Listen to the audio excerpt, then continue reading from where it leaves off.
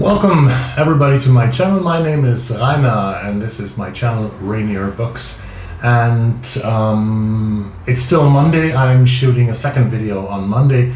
Tomorrow, in 1 week, the Booker Foundation, the foundation that is behind the Booker Prize, which is probably the most prestigious literary award in the English language, is going to release its long list for this year's prize of novels that have been written in English and published in English in the United Kingdom or in Ireland between October 1 of 2019 and September 30 of 2020.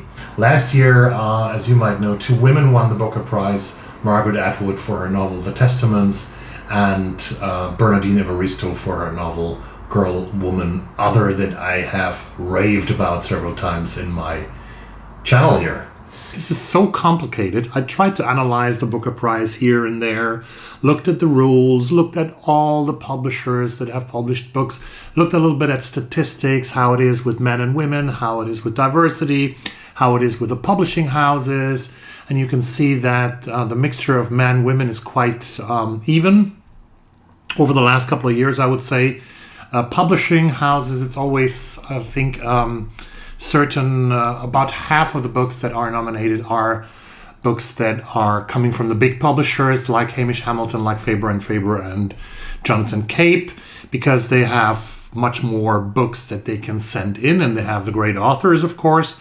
And so I found 13 books that I have on my long list for the Booker Prize, which is published before the original long list of the Booker Prize. Let's look next week on how many I got actually here on my list. I think it's probably 1 or 2, and then I would be happy if there's 3 or 4. I have them in alphabetical order, and the first book, so we start with an A, don't we? I have to look it up because I have to look up one thing, and that is the publishing house. It's so important, as I said. The first publisher is Jonathan Cape, and we start with an A. Martin Amis, and his novel Inside Story is going to be published on September 24. That's exactly 6 days before the end of the submission period comes on September the 30th. So Martin Amis' Inside Story, which is an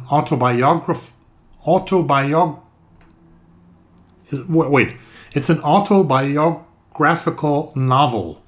So Amos has written about his rich life. Actually, he was inspired by the death of his great friend, the best friend that he ever had, Christopher Hitchens, who died 9 years ago. And Martin Amis, as you might know, so those who have read him, I love his work. He has written beautiful books like Yellow Dog, that was longlisted for the Booker Prize a couple of years ago. He has written London Fields, and he has written Night Train, and many, many other novels. So this book is very greatly expected by the community of book people in the United Kingdom, but also in the United States. It has also got a publishing date for the US, and this is about the life of Martin Amis, about the relationship to his father, Kingsley Amis, about his relationship to his great idol Saul Bellow, to people like Iris Murdoch, and many other people and events that have occurred during the decades of Martin Amis's life. So I think that this book will be on my short list. This book is on my long list for the Booker Prize. Book number 2, also the author's name starts with an A. This is a former winner of the Booker Prize. He won it for his amazing novel The White Tiger in 2008. Now he is in here with another novel. I'm talking about Aravind Ardiga, who is an Indo-Australian writer, and his current novel, Amnesty, that was published in February, I think, in 2020 by PICADOR in London. This book is about an immigrant to Australia, to Sydney. He's illegal in Australia. He has a girlfriend, an Australian girlfriend by the name of Sonia, and he's about to legalize his status. So he's in the making of legalizing his status. He's coming from Sri Lanka. His name is Danny. And then there's a problem because he's a cleaner, and he cleans in many, many rich people's houses and white people's houses. And one day one of his clients, a woman, has been killed. And in the apartment of that dead woman is a jacket that is one of the things that the police has to go after. And this jacket, they don't know, police doesn't know whom it belongs to. Might be some. So this jacket belongs to another client of Danny. And Danny probably knows who the killer of his client is. But his problem is, if he's coming forward and saying, hey, I'm a witness, I have something very important to say that can solve the case, he is risking of getting expelled from Australia back to Sri Lanka, which he doesn't want to do, of course. And so he has to make a very important decision. Coming forward and risk getting deported, or stay behind and let a murderer go free. This is number 2 on my list, Aravind, Ardiga, Amnesty. The next book, number 3 on my list, was published by Doubleday, and this was a problem. This is Britt Bennett's novel, The Vanishing Half. Everybody, all of the channels that I watch on BookTube have raved about this book by Britt Bennett. It's her second novel. Her first novel was Mothers. This novel is called The Vanishing Half. It's about 2 sisters, twin sisters from the American South. They're both black. They're both Afro-American. One of them is lighter skinned. The other one is darker skinned. And one woman tries to live a white life outside of the American South. The other one stays in the American South. They lose contact with each other, and and after many years, when they have daughters of their own, they get together, they get in contact again with each other. Published by Doubleday. This is actually something I had ordered 2 weeks ago, so it arrived today. The Vanishing Half by Britt Bennett. The problem I had with this book is that Doubleday has not been on the long list in the last 5 years, which only entitles them to nominate just one book. So they can send one submission. Maybe it's Britt Bennett, The Vanishing Half, or maybe the other book that Doubleday might have submitted to the jury is Rainbow Milk, a debut by Paul Mendez from the United Kingdom, a story of a black guy from Wolverhampton in London who is a Jehovah's Witness, who is moving to London and who is working as a male prostitute in London. That was an astonishing debut, apparently also very well received, but Doubleday has only one shot, Britt Bennett or Paul Mendez. So we'll see what that shot might be. Number 4 on the list is a book that I think sounds like it hasn't been published yet. I think it comes now in August 13 by Jonathan Cape again. And this book might have chances to make it very far. This is a woman that has been called a literary sensation. She's only 30 years old, or maybe 29. I didn't find her birthday, actually.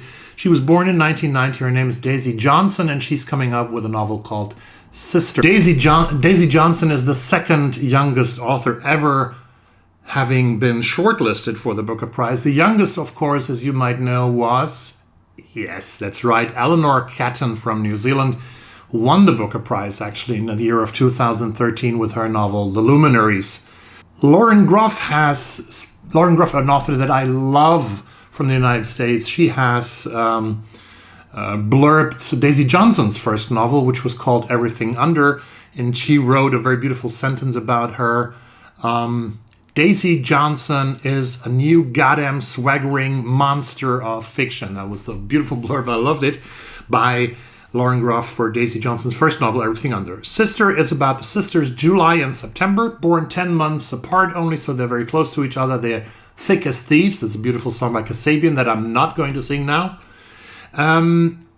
And they move together with their mother to an old, long abandoned house on the coast, close to the coast, somewhere in England. And then things start to happen and the relationship is going to change and things shift. It gets pretty dark and a little weird. So I'm very much looking forward to Sisters by Daisy Johnson, which is one of my candidates for the Longlist. Number 5 is published by Scribner, and many people have raved, as much as You have raved about Brit Bennett's The Vanishing. Half people have raved about Megha Majumdar's novel, A Burning. The author is originally from India. I think she lives in the United States now. Megha Majumdar has written a novel, A Burning, is about an incident, a terrorist attack in India that links 3 people's lives together and intertwines the lives of people who would otherwise never met in real life. And it's a very exciting novel about what things on social media can actually produce for. It shows actually that posts on social media can cause a lot of disturbance, as we all know. Number 6 on my list, published by Fourth Estate. But this might be a new trendsetter, a new record setter. This is, of course, Hilary Mantel with the 3rd part of her trilogy about Oliver Cromwell, The Mirror and the Light. 912 pages. It was already shortlisted for the Women's Prize for Fiction. The last part of her trilogy, Part 1 and Part 2, won the Booker Prize in 2009 and 2012. And will she do it again with a 3rd part? That's the big question. I think you can bet a lot of money on this. Number 7, published by Scepter in the United Kingdom, is a novel by David Mitchell, who has been longlisted at least 3 or 4 times before, who's one of my favorite authors from the United Kingdom. He has written a book called Utopia Avenue that actually is number 1 on the bestseller list now in the UK this week. Utopia Avenue is a novel about a psychedelic band. It's very interesting because the covers in the United States and in Britain are different. And this is one of the novels to show it with, actually. Utopia Avenue is about a psychedelic band of the 1960s. Number 8 on my list is published by Tinder Press. Many of you have raved about this one as well. It's also on the shortlist of the Women's Prize, which actually might be a little bit problematic because I cannot imagine that the Booker jury is going to take all of the books from the shortlist from the Women's Prize that are eligible for the Booker as well. So maybe I'm completely wrong, but I cannot imagine that they sort of mingle these 2 prizes with too much titles together. But Maggie O'Farrell's novel Hamnet by Tinder Press, published by Tinder Press, is also a candidate. It's about the private life of William Shakespeare. Number 8 is another book that I'm probably going to buy when I have read 3 books of those behind me. Then I will be allowed to order again. And this is Ingrid Persaud's Love After Love, published by Faber and Faber. BookTube was raving about this novel.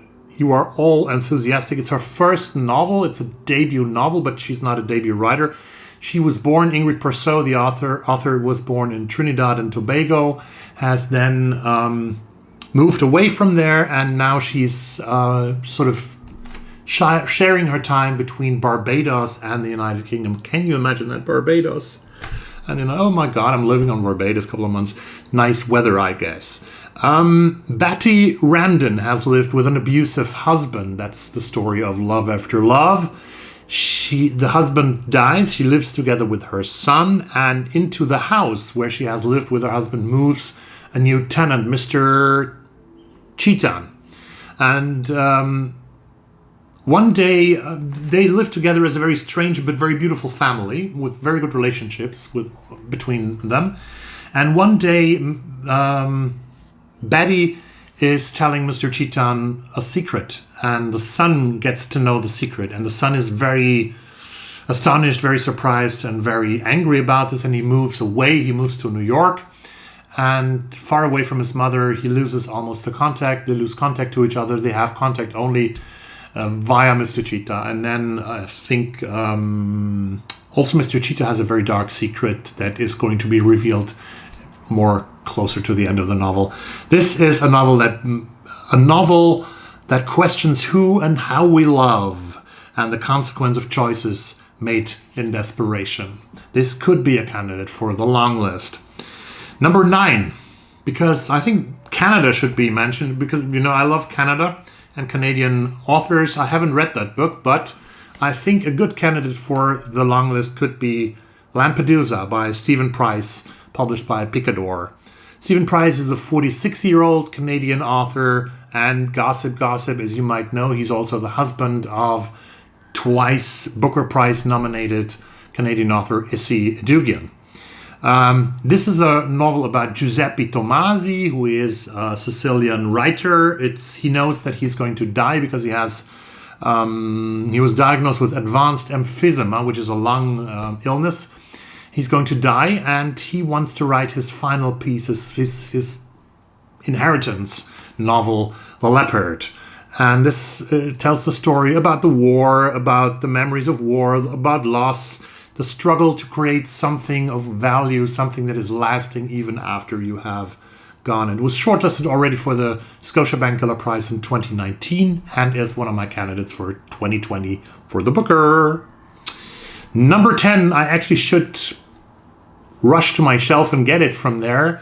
It was published by Bloomsbury Circus, who I haven't mentioned yet as a publisher, and they might have a shot with Kiley Reid's novel Such a Fun Age, which I really loved. Story about a Black American babysitter, Amira, and a white American blogger from upper middle class, Alex, and their relationship with each other, and also the influence of social media and racism in the more liberal parts of the white American society. Very funny and very thought-provoking novel that I really loved. Number 11 is from an author from Scotland. She's Scottish. I think she lives in England now. Her name is Ali Smith, and she's coming with Hamish Hamilton with her last novel of the so-called seasonal quartet, which will be called Summer. The idea behind the seasonal quartet was that Ali Smith wanted to write novels very short. She wanted to publish novels very shortly to the time that she wrote the novels. They are political novels. They are connected with each other, but they're not sequels. She has written about Brexit. She has written about Trump, and now. So number 12, and this is the second to last book that I'm presenting for my very own Rainierbooks Longlist for the prize, is a novel that I have reviewed last week. It is Graham Swift's Here We Are, published by Scepter. And since Graham Swift has won the cup once before, won the Booker Prize with his novel Last Orders, I can tell you that he has a wild card. So Scepter has a wild card to send this book in. And I think it's so beautiful and so light. Here We Are would actually be a very nice addition to the long list. It's a beautiful novel about a summer in Brighton in 1959, about decisions that were made in that summer. 3 people, a love triangle, with Ronnie Dean, a magician, with Evie Wyld, his assistant, with Jack Robbins, the conferencier of the show that was performed at Brighton Palace Pier, and decisions they made in the summer that have really changed their lives and that even 50 years after still are in their heads or in their head. I don't say more about it. You can watch my review and you should absolutely read the book. And the last book I'm going to talk about was published by Jonathan Cape. I have 3 novels by Jonathan Cape that hasn't won the prize since 2011, since Julian Barnes took it for Jonathan Cape. So this third one it's also going to be published in the United States later this year on September 1, but it is already published it's already published in the United Kingdom. She won the prestigious Australian Miles Franklin Award for her novel All the Birds Singing in 2014. She is British and Australian. She was born in London. She spent a lot of her younger years in Australia, and then she moved back to Peckham in London, where I've stayed, a beautiful part of London actually that I would recommend you to see. She lives in Peckham now, and she has written and published a new novel called The Base Rock.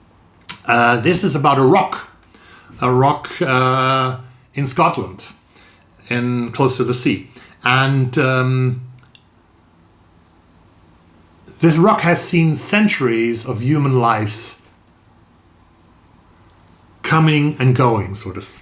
And this novel is about the rock, and it's about 3 women in the course of 300 years that have to do with a base rock. And this is Sarah, Ruth, and Viv. I think it starts somewhere in the 1700s, and with the story of Sarah, and Viv is living in our time, and it sounds very magical, very mythical, very magical, very poetical, and it sounds very, very interesting. And Evie Wyld, The Bass Rock, published by Jonathan Cape, is number 13 on my long list for the Booker Prize. So with Evie Wyld, this was my 13th and final book for the long list, for Rainierbooks long list for the Booker Prize. I'm really wondering how much of these books will really be on the long list. I wouldn't be surprised if there's not any one of them, but I also wouldn't be surprised if I have like 2 or 3 that are correctly picked. It's such a great job, such a big job. They had 35 publishers that have been longlisted in the last 5 years. There are many other publishers. It's so difficult to watch through this, to go through this set of books and to really find the best books. And I've such a great respect for the jury, and I'm sure they will give us a collection of beautiful books next week. So I'm pretty sure the Booker jury will give us an amazing long list next week, and then we can continue to speculate, to react, and things like that. I am currently reading another author who is selling millions of books with his thrillers, and that's Michael Connelly's Fair Warning. I will be able to review that pretty soon. I already read about 250 pages in, and it's brilliant, but I'll tell you why later on this week. I also have received books from the library that I got today. I will talk about the next books that I'm planning to read in a couple of days as well. Thank you very much for watching this. This was a long video, really. I guess even when I will shorten it down a little bit, it will still be long. I hope that you have a great day wherever you are. I see you soon on this channel and in the comments below. Stay safe, and what else? Bye-bye.